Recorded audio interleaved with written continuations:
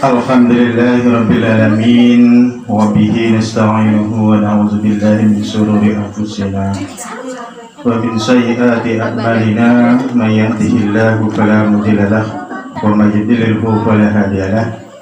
Asyhadu an la ilaha illallah wahdahu la syarika lahu wa asyhadu anna Muhammadan abduhu wa rasuluh la nabiyya ba'dahu. Allahumma sholli ala Muhammad wa ala ali Muhammad kama shallaita ala ali Ibrahim wa barik ala Muhammad wa ala ali Muhammad kama barakta ala ali Ibrahim fil alamin innaka Hamidum Majid. Pertama, mari kita selalu memanjatkan puji dan syukur kita kepada Allah Subhanahu wa taala karena telah dilimpahkan kepada kita rahmat, taufik, hidayah serta nikmat yang begitu besar sehingga pada siang menjelang sore ini kita bisa berkumpul dalam majelis taklim Aisyah untuk bersama-sama menuntut ilmu agama. Karena ilmu agama ini sangat penting, ibu-ibu. Ilmu agama ini sangat penting. Kita kalau mengamalkan agama, mengamalkan syariat Islam, tidak ada ilmunya, itu seperti buah kelapa yang gabuk. Buah kelapa yang gabuk itu bisa diambil nggak manfaatnya? Buah kelapa kopong, paling-paling kalau zaman dulu buah kelapa kopong buat belajar ngelangi. Kalian enggak Bu? Zaman tahun 70-an. Dari Medan. Tahun 70-an itu lari-lari alit, laki-laki perempuan jeguran kali nesat dibendung, nggawa klopo kopong ke rumah digandengi, terus nggo pelampung, nggo belajar ngelangi ben ora kedelok. Cara saiki yo ban mobil nggih. Kula riyen belajar ngelangi nggih namung napa klopo kosong niku, klopo gabuk. Shalawat dan salam mari kita senantiasa sanjungkan kepada Nabi besar Muhammad Sallallahu Alaihi Wasallam, kepada keluarganya, kepada sahabatnya, dan kepada seluruh umatnya yang taat menjalankan perintahnya sampai hari kemudian. Bu, kira-kira kalau ngisi teng mriki jenengan setuju apa mboten? Setuju. Nek mboten setuju kalau langsung.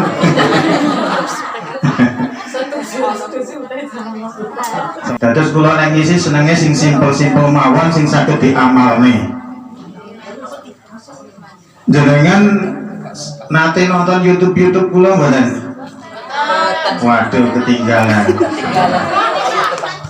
Kula niku asline ajeng ngisi sing teng YouTube niku kula sampai nek ulang tapi mungkin malah double konten. Jenengan nek sing teng YouTube pun nonton, jenengan nonton teng YouTube mawon nggih.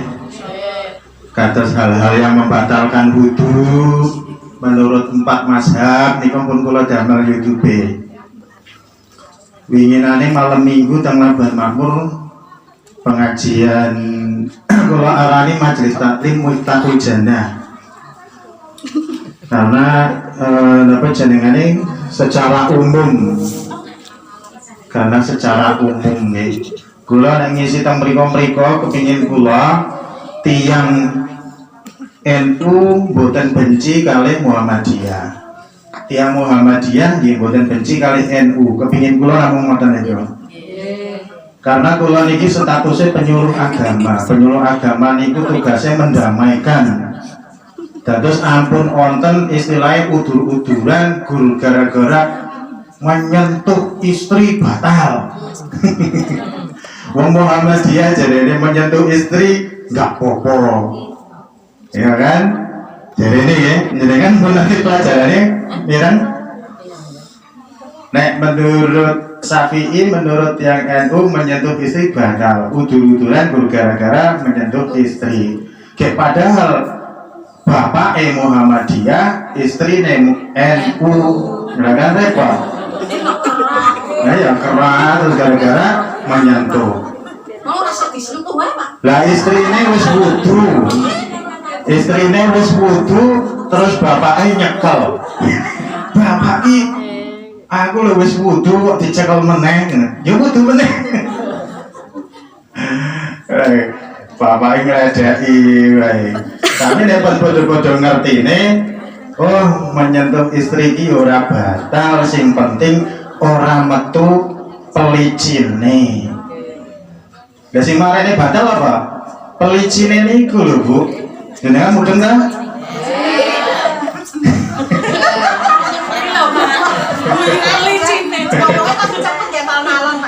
Sing marane batale wudu niku nek bapake metu leler. Lah ibuke metu juga. Iku batal wudune. Lah nek namung disenggol yo ora batal. Niku lah memadukan antara dua pengertian. Memang ayatnya surat Al-Maidah ayat 6 niku berbunyi aula mastumun nisa atau menyentuh wanita. Jadi ini batalkan wudu menyentuh wanita. Lah niku menyentuh niku ahli tafsir niku beda nih. Sing disentuh niku kira-kira nek bar disentuh piye respone. Lah nek bar disentuh respone ora apa-apa ya ora batal. Nah, karena yang membatalkan wudu jenengane mazi atau wadi. Pun nanti mirang mazi niku napa? Mazi niku cairan kental putih yang keluar ketika ada hasrat seksual. Niku jenengane mazi. Nek wadi niku cairan kental putih yang keluar sewaktu-waktu tanpa adanya hasrat seksual. Nah itu niku jenengane wadi. Nah niki pinginane kula bahas 7 perkara yang sering menjadi perselisihan dalam membatalkan wudu. Di antaranya itu yang pertama adalah sesuatu yang keluar dari tubuh manusia. Kalau menurut Hanafi, ya, menurut mazhab Hanafi, entah itu keluarnya dari dubur, entah dari kubur, entah itu dari telinga, atau dari mulut, atau hidung, menurut Hanafi membatalkan wudu. Itu menurut Hanafi, ya. Kalau menurut Syafi'i hanya yang keluar dari dubur dan kubur. Itu masalah yang keluar, zat yang keluar dari dalam tubuh. Si Abu Hanifah, Hanafi ngertos mboten? Kenal mboten Hanafi? Hanafi niku Imam Abu Hanifah. Nah, mazhab yang pertama yang terkenal yang masih diikuti oleh umumnya banyak orang yaitu Imam Abu Hanifah. Imam Abu Hanifah pun nggak sembarangan, dia mengambil hukum dasarnya ya hadis. Karena menurut Imam Abu Hanifah, Rasulullah SAW pernah muntah-muntah kemudian berwudu, maka wudu itu batal karena muntah. Ini menurut Imam Abu Hanifah. Demikian juga mimisan, ya, itu membatalkan wudu menurut Imam Abu Hanifah. Termasuk muntah, mimisan, selain daripada yang jelas-jelas benda najis yang keluar dari dubur dan kubur. Akan tetapi, ya, mazhab Syafi'i dia juga berdasarkan hadis yang keluar dari dubur dan kubur saja, tetapi Imam Syafi'i juga berpendapat kalau memang ada hadis yang kuat, yang sahih, maka saya akan mengikuti hadis sahih tersebut. Artinya para imam mazhab dari 4 mazhab itu tidak pernah merasa bahwa mazhabnya lah yang paling benar. Kadang jenengan nggih ampun merasa bahwa amalan jenengan yang paling benar nggih.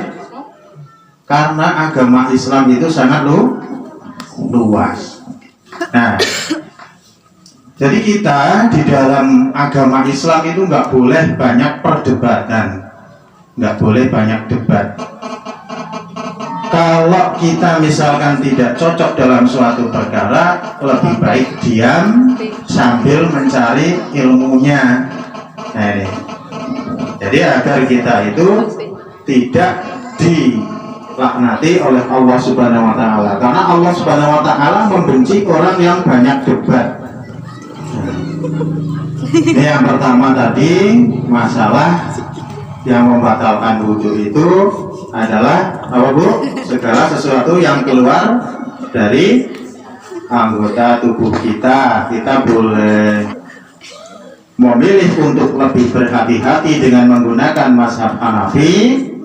Ya, muntah itu kalau kita muntah ya wudhu lagi, karena kan nggak enak toh kalau muntah nggak wudhu dah. Mimisan ya wudhu lagi. Tapi kalau Imam Abu Hanifah sendiri, kalau riyak itu nggak membatalkan wudhu, karena riyak itu kan hal yang biasa. Jangan suka gitu mas. Nah ya, jadi terus metu riyaknya batal wudhu, metu riyaknya batal wudhu ya kesel ya. Nah, waras itu sholat. Nah ya. Terus yang membatalkan wudhu yang pertama nih. Kemudian yang kedua, perselisihan membatalkan wudhu masalah tidur. Nah, jenengan ini biasanya tidur niku sing batal pripun Bu? Napa semua tidur niku batal? Batal nggih? Nggih. Niku nggih wonten 3 kelompok. Kelompok yang pertama, setiap orang tidur setelah wudhu ketiduran itu batal. Itu kelompok yang pertama.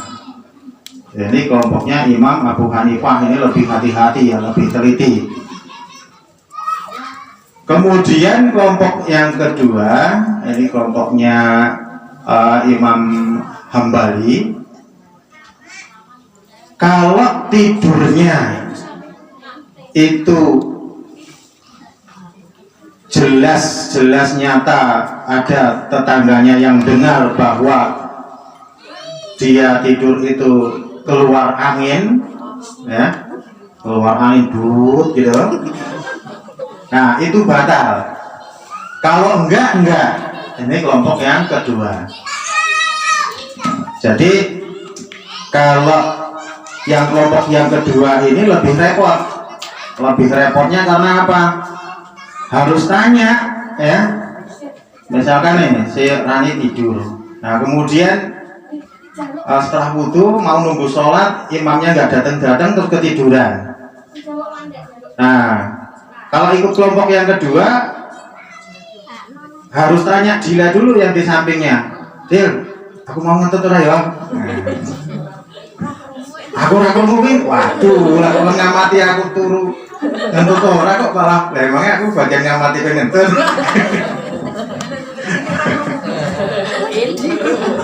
Nah, ini kelompok yang kedua. Jadi harus ada saksi bahwa si A tadi benar-benar keluar angin ketika tidur. Kan repot ya. Nah, kelompok yang ketiga, kelompoknya Imam Syafi'i mengatakan seseorang yang tidur dengan telentang atau miring atau tengkurap yang seluruh badannya di lantai, maka membatalkan wudhu.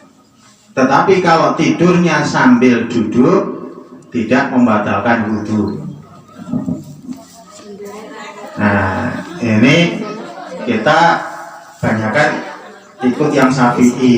Banyak ya orang dengerin khutbah ngantuk, nah tidur kadang udah komat baru ini. Banyak orang itu kalau sedang dengerin khutbah rata-rata tidur. Jarang ketika ditanya, tadi Pak Siro khutbahnya apa ya?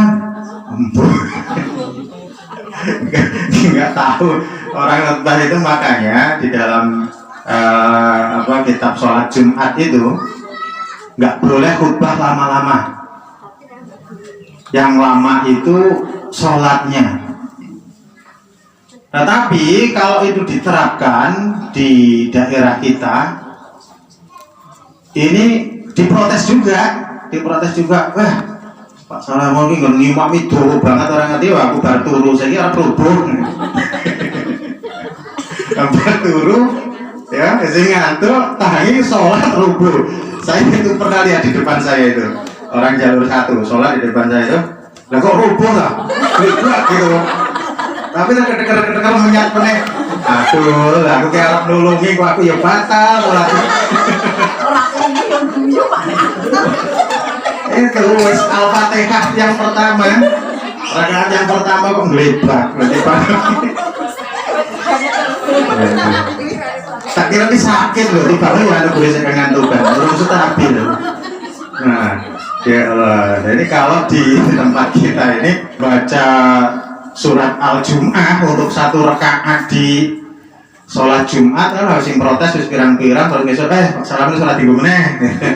Akhirnya ya, saya paling baca Wadduha, paling panjang ya Sabbihi isma rabbikal a'la.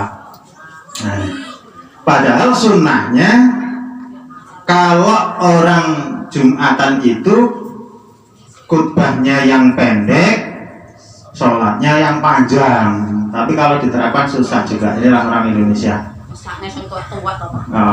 Koyo bulan puasa juga ya, bulan puasa ki aslinya nek sing salate 11 rakaat tarawih, aslinya iki kudune iki mulai jam 10 teko sahur lho aslinya. Nah, Nabi Muhammad itu kalau sholat ya, makanya dia sholat di masjid bulan puasa tarawih itu kan hanya 3 kali. Ya karena apa? Karena di masjid itu jelas banyak orang nggak kuat. Nah, surat di rakaat pertama Al-Baqarah, nah, yang kedua Al-Maidah. Makanya Rasulullah itu kalau sholat malam sampai kakinya bengkak ya gitu, karena apa? Yang dibaca itu. Nah, kita orang sekarang ini wis milih sing 11 baca Qul huwallah. Saya kemarin itu ya wacane alif lam mim guru sampai ayat 42 rakaat pertama. Lah wis protes kabeh. Ya, karena sholat subuh itu memang sunnahnya sholat subuh itu yang panjang. Kalau sholat subuh cuma Qul huwallah nggak boleh.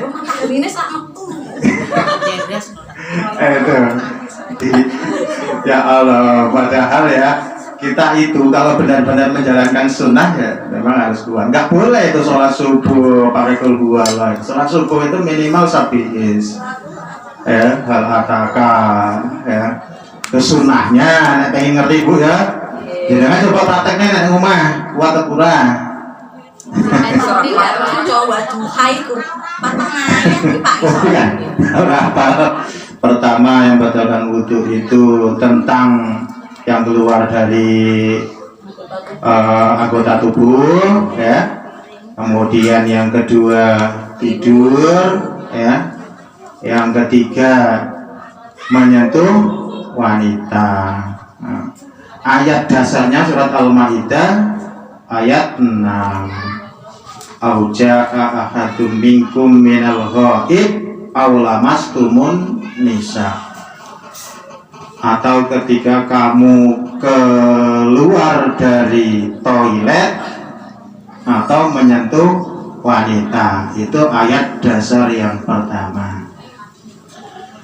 Nah, dalam mazhab Syafi'i banyak dipakai artian harfiah, artinya tekstual. Tekstual itu artinya tekstual itu berdasarkan teks, penafsiran secara zahir. Penafsiran secara zahir, Allah mastumun nisa itu kan menyentuh wanita, semua sentuhan. Tapi Syafi'i juga tidak konsisten dalam hal ini. Ada kalanya Syafi'i mengatakan semua menyentuh wanita batal, tetapi pernah mengatakan kalau menggunakan pelapis nggak batal. Pernah juga mengatakan yang penting tidak ada syahwat, kalau ada syahwat batal. Itu Syafi'i ya. Nah, akan tetapi banyak hadis juga yang menerangkan ketika Nabi Muhammad sholat malam di rumahnya istri Rasulullah yang bernama Aisyah ya. Aisyah itu tidurnya di sampingnya Rasulullah sholat. Ini menunjukkan kesederhanaan Rasulullah Shallallahu Alaihi Wasallam. Rumahnya itu cuma satu kamar, nggak ada yang namanya pesolatan. Jadi Rasulullah sholat ya, Aisyah itu tidurnya gelebak, sikile pas nang Rasulullah harap sujud, nang Rasulullah disingkir nih. Terus Rasulullah tetap melanjutkan sholatnya. Ini yang dipakai di Muhammadiyah yang ada di kitab Tarjih, sehingga menyentuh wanita tidak batal. Nah, bagaimana kita mengambil hukum secara mudahnya ya? Kalau kita mengambil hukum hanya dari satu hadis tadi ya, kita ini kadang sembrono, sehingga dari kesembronoan kita itu kita tidak tahu bahwa kalau orang ya menyentuh wanita itu, kalau keluar mazi atau wazinya tadi, yang membatalkan mazi atau wadinya. Kalau hadis tadi diamati, Rasulullah itu kan dia hanya nyingkirnya sikile Siti Aisyah ya. Konsentrasi sholatnya tetap Allah Subhanahu wa Ta'ala ya. Jadi konsentrasi sholatnya kan itu cuma nyingkir nih. Tapi nek misalkan terus iku digawe hadis kuwi digawe landasan hukum sing dhewe ngugemi nek iku ora batal, ya nek sing pengantin lawas ya aku yakin wis ora gampang cium-ciuman lah ya. Tapi nek sing isih anyar kuwi kan gampang dah. Nah, tapi nek ada pembatasan, kita tahu dasar hukumnya. Oh, kalau kita menyentuh, kalau masih manten anyar biasanya ya mesti itu. Nah, kalau mbah-mbah ya salah lah ya. Nah, ini. Jadi kita ambil tengahnya saja. Yang ada hasrat seksual atau yang masih gampang terkena godaan seksual, sebaiknya jauh-jauhlah untuk ngeledaki bojone nek baru wudu langsung sholat mangkat nang masjid wae. Mana ya? Kecuali nek wis wong tua, tapi yo mau kita ambil tengahnya saja, enaknya. Walaupun ada hadis yang mengatakan menyentuh wanita tidak membatalkan wudu, tetapi kita tetap lebih berhati-hati. Kemudian yang keempat, yaitu benarkah kita memakan makanan yang dimasak itu membatalkan wudu? Pernah dengar nggak? Kan kalau kita bergaul dengan orang banyak itu kadang ya ada pertemuan seperti diklat dan lain sebagainya. Nah, ada kawan yang mengatakan ya wis wudu kok mangan roti batal. Nah, ada yang mengatakan seperti itu. Nah, untuk masalah ini ya, para ulama sepakat bahwa memakan makanan yang dimasak itu tidak membatalkan wudhu, tetapi kita ada anjuran setiap mau sholat kita bersikat gigi atau bersiwak. Ada hadisnya, seandainya tidak memberatkan umatku, maka saya anjurkan agar selalu bersiwak sebelum melaksanakan sholat. Zaman saiki kan wong gampang selilitan dah. Ora kaya zaman biyen, Bu, ngapa saiki zaman saiki kok wong gampang selilitan. Dunia arang-arang. Saya itu kalau mau becek sangu sodo ke rumah. Lalu kalau nanti habis makan ayam potong bulet tepol, betul telepon pulang kan? Ya.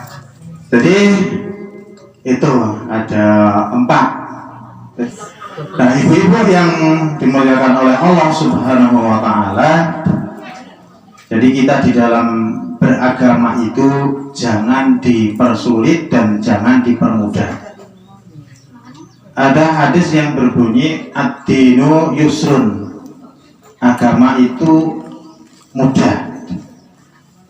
Nah, sehingga di dalam kitab tanya jawab agama Islam itu ada orang yang bertanya kepada tim teknis majalah Suara Muhammadiyah,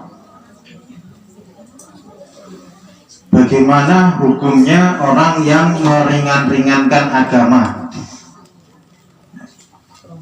Dijawab di situ, agama Islam diturunkan oleh Allah Subhanahu wa Ta'ala bukan untuk memberatkan. La yukallifullahu nafsan illa wus'aha. Jadi agama Islam itu tidak untuk memberatkan, tidak untuk membebani, kecuali sekedar kemampuannya. La yukallifullahu nafsan illa wus'aha. Allah tidak membebankan kepada seseorang kecuali sekedar kemampuannya. Nah, tetapi ya, kita di dalam mengamalkan agama harus tetap meningkatkan amalan kita. Tidak boleh kita itu pasrah dengan apa yang sudah kita dapat. Makanya ada hadis Nabi yang berbunyi tolabul ilmi faridotun ala kulli muslim. Menuntut ilmu itu wajib bagi setiap muslim.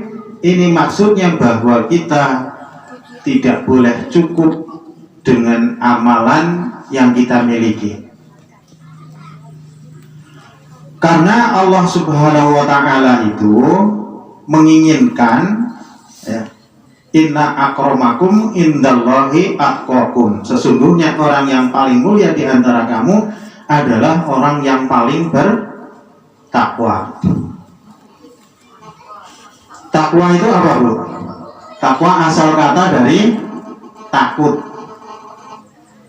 Takwa itu asal kata dari takut. Di dalam definisi disebutkan takwa adalah menjalankan semua perintahnya dan menjauhi segala larangannya. Kita sudah masuk ke manusia takwa belum, Bu?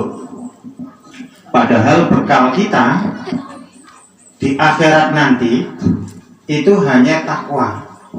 Kita diperintahkan oleh Allah Subhanahu wa Ta'ala, wa tazawwadu fa inna khairaz zati taqwa. Dan berbekalah, karena sebaik-baik bekal adalah takwa. Bagaimana? Sudah bertakwakah kita? Takwa itu menjalankan semua yang diperintahkan oleh Allah Subhanahu wa taala. Menjalankan di dalam pedoman hidup Islami warga Muhammadiyah itu ada pedoman untuk menjalankan kehidupan Islami dalam kehidupan pribadi. Apa yang dalam kehidupan pribadi? Dalam kehidupan pribadi itu pertama sholat kita, ya. Dalam kehidupan pribadi itu sholat kita, sholat yang wajib 5 waktu. Nah, sholat wajib itu 5 waktu. Ditambah sholat sunnah. Ini kehidupan pribadi, sholat sunnah.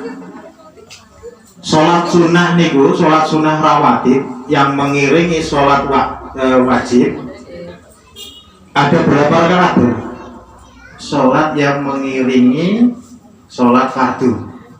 Sholat yang mengiringi sholat fardu ada? Kita Bu? 12 rakaat. Pertama mulai dari subuh 2 rakaat sebelum subuh. Niku jenenge sholat fajar. Sholat fajar niki nek dilakoni pahalane kados dunia seisine. Nah, kan akeh banget ya. Nah, kalau dilakoni sholat fajar sedherenge sholat subuh. Niku sholat fajar dilakoni sedherenge sholat subuh pahalane seperti dunia seisinya. Kemudian sholat 2 rakaat sebelum zuhur. Terus 4 rakaat sesudah zuhur. Terus 2 rakaat sesudah maghrib. Tambah 2 rakaat sesudah isya. Totalnya 12 ya. Barang siapa yang melakukan sholat 12 rakaat dalam sehari semalam akan dibuatkan rumah besar di surga. Niku. Dados nek jenengan saged nglakoni ini ketawa pedoman hidup Islami Muhammadiyah ya. Pertama, kesolehan pribadi. Sholat 5 waktu rajin, sholat sunnahnya yang mengiringi sholat fardu rajin. Tapi ampun salah, karena sholatnya rajin banget, terus enten sing sholat bar isya kok sampai 4 rakaat, 6 rakaat. Kula tangleti, Pak Haji, sampai kok sholat bar isya ki biasanya kudune 2 rakaat kok dadi 4 rakaat, 6 rakaat. Aku ki mbiyen aku nyarutang sholatku biyen sing cek bandel. Emang iso Pak?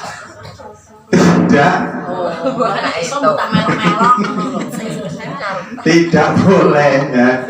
Kita itu namanya menambah-nambahi syariat agama, nggak ada dasarnya. Ada sholat kodok atau sholat pengganti itu hanya kalau malam habis begadang terus tidur jam 2 bangun jam 7 baru boleh sholat subuh jam 7. Kalau enggak karena ketiduran ya enggak boleh. Nah, ini yang disebut hilang akal. Orang yang hilang akal, yang tidak ingat apa-apa, tidak terkenai hukum. Buduwai karo wong lupa makan di siang hari di bulan puasa, padahal masih dalam keadaan puasa. Gak masalah kalau memang benar-benar lupa.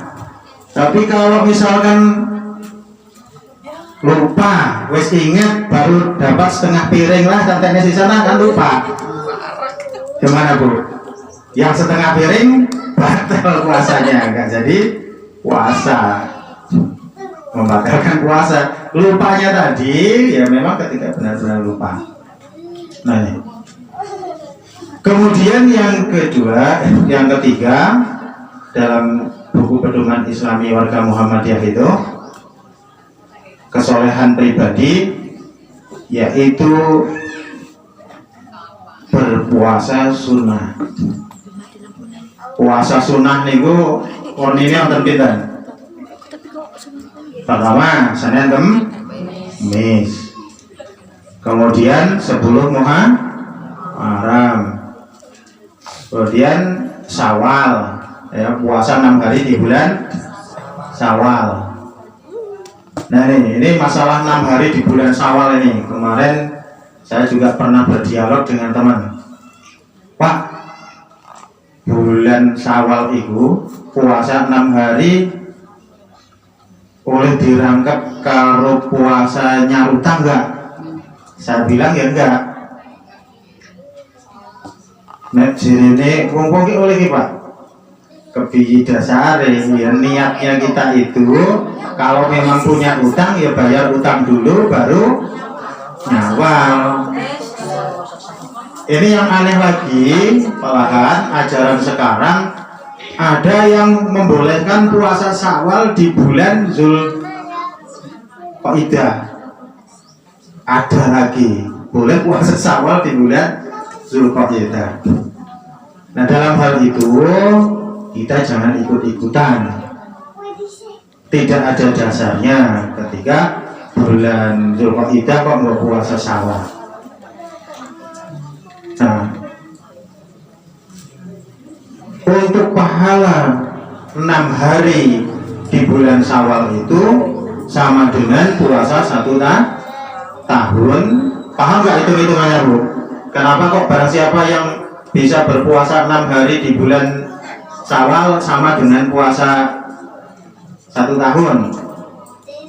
Maksudnya setiap 1 hari kita puasa 1 hari di bulan Ramadan itu kan pahalanya seperti puasa 10 hari.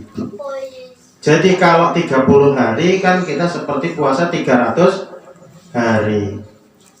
Nah makanya ditambah 6 hari, 6 hari kali 10 jadi 360 hari. Maka pas setahun barang siapa yang bisa berpuasa di bulan Syawal 6 hari maka pahalanya seperti berpuasa 1 tahun penuh. Itu hitung-hitungannya ya.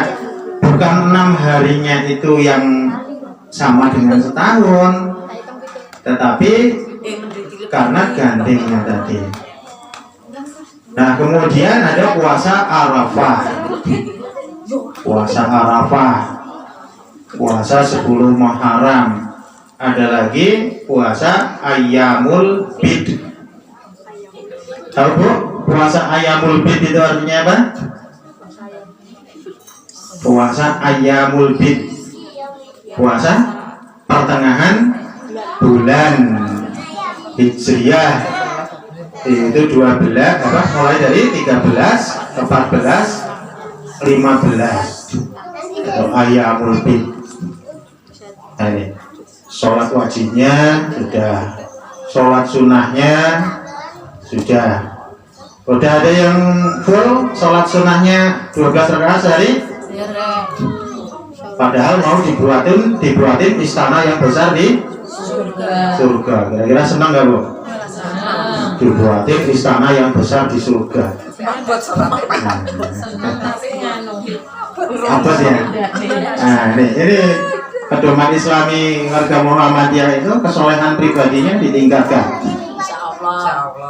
Kemudian puasanya, kemudian sedekahnya.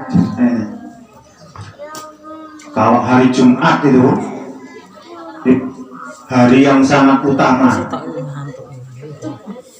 pahalanya sangat besar. Setiap malam Jumat kita baca surat Al-Kahfi sampai selesai.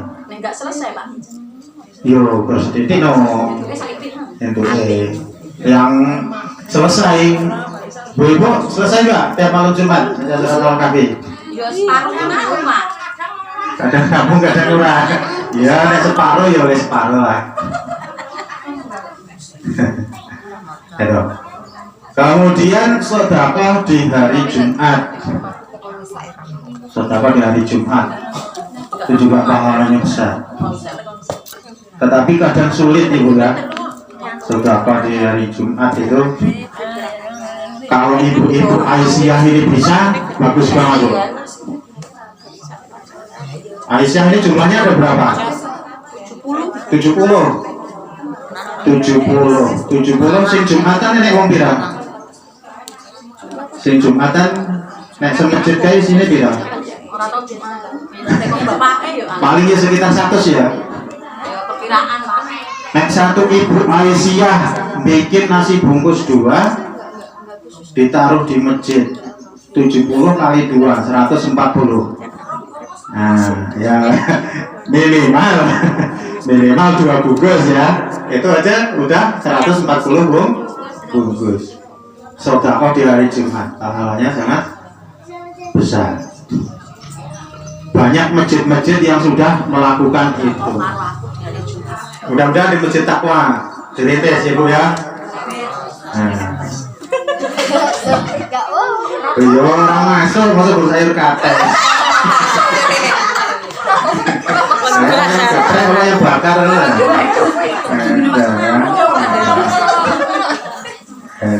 Oh direbutan Pak nek ayam geprek kok direbutan. Liora nek kabeh ayam geprek yang bakar ya ora rebutan kok padha wae sini. Ya mulai mana wong Jumat? Jumatan. Aku nek Jumatan nang unit kae. Bar Jumatan ya oleh nasi kotak. Nah, ini udah jalan di sana-sana itu. Sedekah di hari Jumat itu pahalanya sangat besar. Kemudian apa lagi?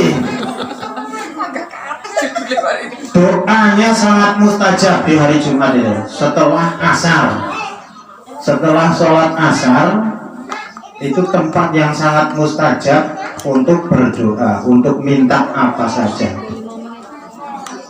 Mau minta pajero sport boleh, yang penting iso nyetir. Kalau Gusti Allah ndonga, ya Allah aku minta pajero sport. Pajero sport teko ora iso nyopir, ya percuma makanya di Gusti Allah ada dikai-kai. Ya Bu ya. Jadi adikku njaluk marung ya Pak.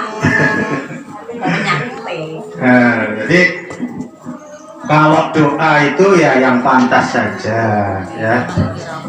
Yang jelas doanya untuk kehidupan di akhiratnya lah dipentingkan ya. Kehidupan di akhiratnya, kehidupan dunia itu kan nggak lama, cuma sebentar. Paling-paling 65 tahun, 70 tahun kita sudah meninggalkan dunia. Yang paling lama itu nunggu di kuburan, di alam barzakh. Itu lama sekali kita nanti sampai kiamat nunggu di alam barzakh. Itu orang-orang yang dikubur di situ tuh sekarang pada nunggu kiamat datang, nggak datang. Tapi ya petok kancane Pak. Ya ketemu. Jadi kalau orang beriman sama-sama beriman ketemu ngobrol-ngobrolan. Yang pada kenalan Pak Enu. Ya kenal. Ya. Jadi di alam barzakh sana, itu yang ya, di dunia sama-sama solehnya, ya, sama solehahnya bisa ketemu. Ya. Makanya ada orang di dunia ini tidur, ngimpi ketemu bapaknya, diajakin ikut ya ikut tenanan. Iya, seminggu baru cerita Pak, aku ditekoni bapakku dijak lunga jadi nang dunia wis kesel lah. Nah, ya berangkat beneran. Nah. Jadi kalau yang tidak ketemu itu, kalau tidak sejajar amalnya, misalkan sampean ahli ibadah, duwe anak orang gelem ibadah, ya ora ketemu. Waduh, ya, angel Nah, sampean kuwi ahli ibadah, bojone enggak ahli ibadah ya ora ketemu. Iya, nggak ketemu di sana. Ya. Tapi kalau sama-sama ahli ibadah ketemu. Makanya seorang istri, saya pernah mengatakan istri itu tergantung pada suaminya yang terakhir. Ya, jadi kalau misalkan suaminya dulu bukan ahli ibadah, ya, bukan ahli ibadah, ketemu suami baru ahli ibadah, ya nanti ngikutnya yang suami baru, nggak suami yang lama. Suami yang lama lewat, sudah, makanya sudah nggak usah diingat-ingat. Itu kesolehan pribadi perlu ditingkatkan. Kemudian kesolehan dalam berkeluarga, pedoman hidup Islami dalam membina rumah tangga. Saya mudah-mudahan untuk ke depan bisa ketemu lagi dalam keadaan sehat walafiat. Nah, yang penting apa oleh-oleh pengajian hari ini? Bu, ilmu nih, boleh pengajian ini apa mau? Anu demek bojone ora batal. Hah? Bojone nek batalan. Hal-hal yang batalkan wudhu, yang menjadi perselisihan ya. Kemudian udah bisa ngambil kesimpulan kan? Masalah demek bojo walaupun ora batal tapi nek demek ora sengaja ya. Aja demek-demekan terus. Terus meningkatkan kehidupan Islami ya. Orang Muhammadiyah ada pedoman hidup Islami Muhammadiyah ya udah dipelajari ya. Pertama, pedoman hidup Islami dalam kehidupan pribadi, kehidupan keluarga, kemudian kehidupan sosial bermasyarakat, kehidupan profesi, kehidupan berbisnis dan sebagainya. Nah itu saja. Nah ini sedikit mudah-mudahan bisa diingat. Apabila ada kesalahan mohon maaf. Wabillahi taufiq wal hidayah. Assalamualaikum warahmatullahi wabarakatuh.